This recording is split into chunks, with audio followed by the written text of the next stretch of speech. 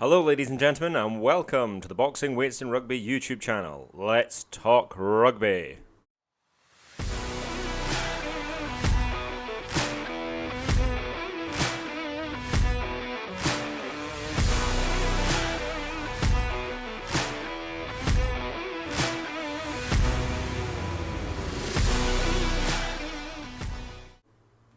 Last weekend, Scotland made the trip to Paris with more optimism than I can remember. An unprecedented two-game winning start to the Six Nations meant Scotland fans were, tongue-in-cheek, daring to dream of a Grand Slam.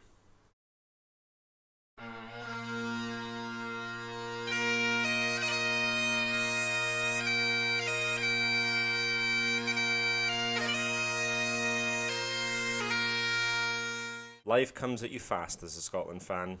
But not as fast as French forwards starting the game, piling into Scotland, leading into one of the most mental 20-minute starts to the game in recent memory. The first try comes from exactly that, with constant quick ball being generated by the French forwards.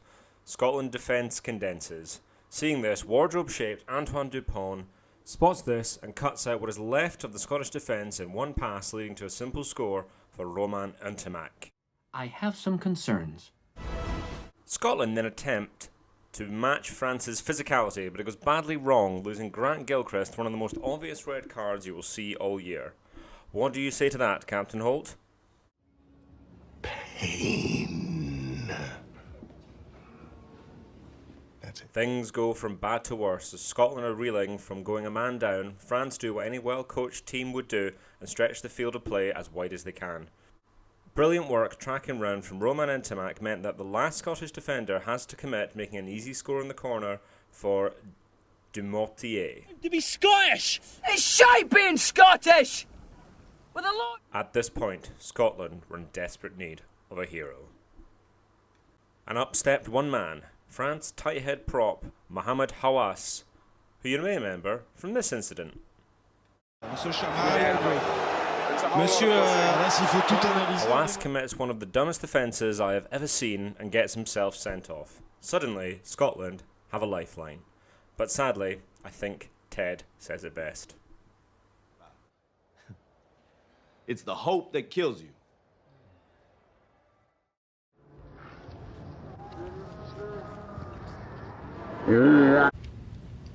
No! God! Intercepted and try for France. They can celebrate now, even as Ramos begins his long run to the line. No! God, please, no! No! No!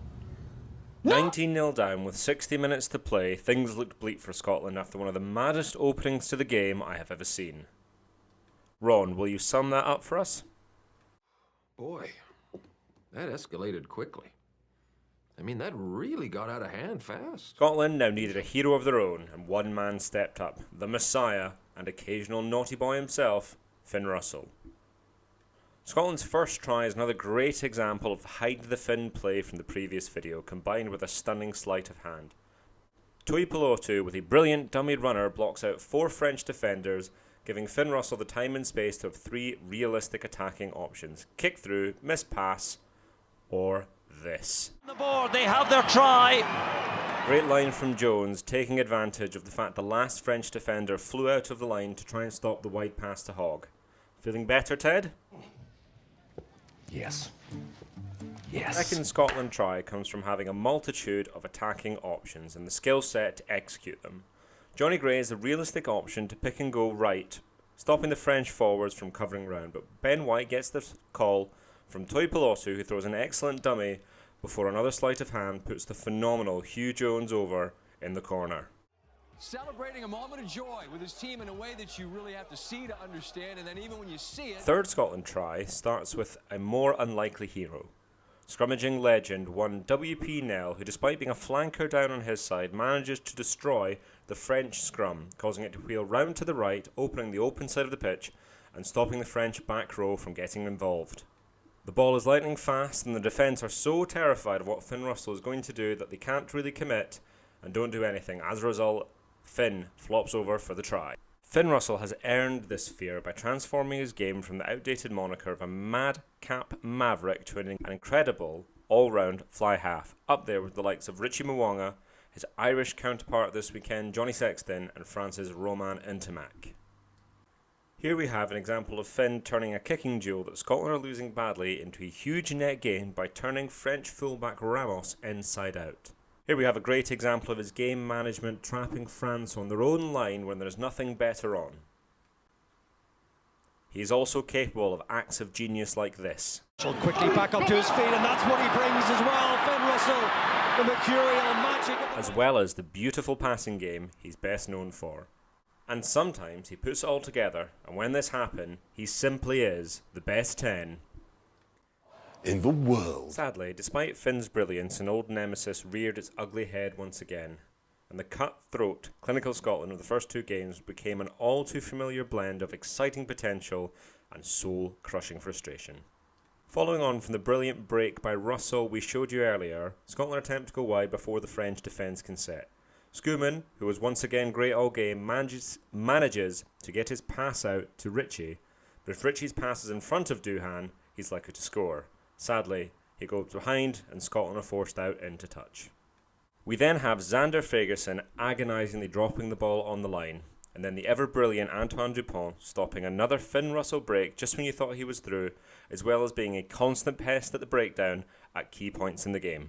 Ultimately, it was Scotland's failure to score the simple try, the one built on phase after phase of forward plays that cost them, as France held out magnificently before the ball was ultimately held up over the line. Not even Ben White's cheek could make it work for Scotland. But it was this line-out, a source of such strength for Scotland this championship, which hurt the most. The overthrow hands the initiative back to France, which ultimately cost Scotland the game and resulted in Gaël Fickou going over for the match-winning try.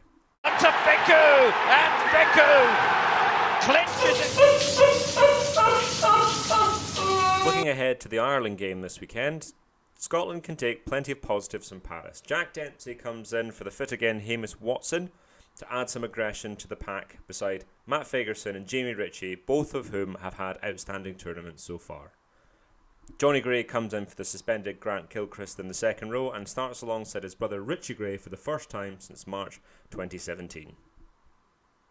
They face an Ireland team back at full noise with the likes of Sexton, Van de Fleer and Ringrose back alongside the twinkle-toed behemoth that is Tadhg Furlong. Byrne. Oh, what a shimmy that from Tadhg Furlong, and a step to elude the clutches of Finn Russell as well. The keys for Scotland this weekend are to get their best attacking weapons in Hoggy, McDoohan and Kyle Steyn involved alongside Huey Pilotu, who were both excellent during this weekend's game. We want to see more of this. Steyn, Carl Steyn, first start in the Six Nations. Oh, and there's the other one. And this is John van der Merwe. Did something similar 2 years ago. Magical! Magical! Oh! Physicality at the breakdown will be huge, as Scotland have generally been second best at the breakdown in all three games so far. And up against a phenomenal Irish pack, it's a tall order for the likes of George Turner and co. Last but not least, Scotland have to be spot on at the scrum and line-out and be smart with their kicking game, as the likes of Lowe and Keenan in particular are some of the informed back three players in rugby today. This is great work from Andigan. Ringrose for Lowe. Lowe should score in the corner for Ireland. Just 22 at Twickenham. Here's Belan. Beautiful ball. Oh, that's magnificent. Keenan's going to score for Ireland. Oh my goodness! Sadly, my official pick for this game is Ireland by 10. Smithies, are they booing me? No. But if Scotland play their cards right at a packed out BT Murrayfield, who knows, maybe we can have another memory like this one from Dan Parks. Oh, it's a good nudge and the celebration start from Dan Parks. He knew as soon as he had struck it. That's the hero that is our man Hoggy. It will be a pleasure to be there in person to see the great man himself earn his 100th cap in the flesh. Also, if you're in attendance, please remember to applaud for Sonia at the 8th minute.